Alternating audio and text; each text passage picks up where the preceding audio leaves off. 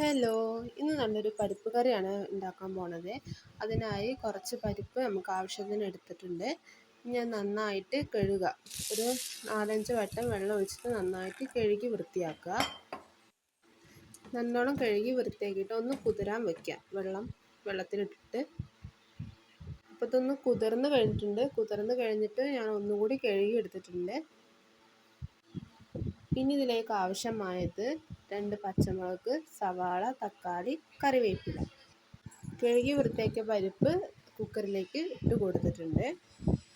ഇനി അതിലേക്ക് വേണ്ടത് നേരത്തെ കാണിച്ചപ്പോൾ തന്നെ തക്കാളിയും സവാളയും പച്ചമുളകും ഇട്ട് കൊടുത്ത് കുറച്ച് വെള്ളം ഒഴിച്ച് കൊടുക്കാം. നമുക്ക് ആവശ്യത്തിനുള്ള വേവാനുള്ള വെള്ളം ഒഴിച്ച് കൊടുക്കാം. ഇനി അതിലേക്ക് ഒരു നുള്ള് മഞ്ഞൾപ്പൊടി, ലേശം മതി മഞ്ഞൾപ്പൊടി. പിന്നെ വേണ്ടത് ആവശ്യത്തിന് ഉപ്പാട്ടോ.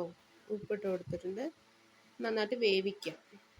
കുതിരാൻ ഇത്തിരി വെച്ചത് കൊണ്ട് തന്നെ ഞാൻ 4 വിസിൽ അടിച്ചിട്ടുള്ളൂ. അപ്പോൾ ഇവിടെ ഇത് റെഡി ആയിട്ടുണ്ട്. ഇനി ഇത് നമുക്ക് വറവിടണം. അതിനായി ഒരു ചട്ടി എടുക്കുക. ആ ചട്ടി ചൂടായി കഴിഞ്ഞാൽ അതിലേക്ക് കുറച്ച് വെളിച്ചെണ്ണ ഒഴിക്കാം. വെളിച്ചെണ്ണ അല്ലെങ്കിൽ ഓയിൽ ഒഴിക്കാം. ഞാൻ ഓയിലാണ് എടുത്തിരിക്കുന്നത്. ഇനി അതിലേക്ക് വേണ്ടത് കടുക് ആവശ്യത്തിന് എടുത്തിടുക. പിന്നെ കറിവേപ്പില. പിന്നെ വേണ്ടത് വറ്റൽമുളകാണ്. 2 ഞാൻ എടുത്തിട്ടുള്ളൂ. നടുകീറി ഇട്ടിട്ടുണ്ട്. ഇതിലേക്ക് വേണമെന്നുണ്ടെങ്കിൽ നീട്ടി വെളുത്തുള്ളി ചതച്ചിട്ടിടാം. ഞാനൊന്നും ചെയ്തിട്ടില്ല. അങ്ങനെ കറി ഇവിടെ റെഡി ആയിട്ടുണ്ട്. ഇത് തേങ്ങ അരക്കാത്ത സാധാരണ പരിപ്പ് കറിയാണ്. എല്ലാവരും ഇതുപോലെ ആവില്ല വെക്കുക. പലർക്കും പല രീതിയിലായിരിക്കാം.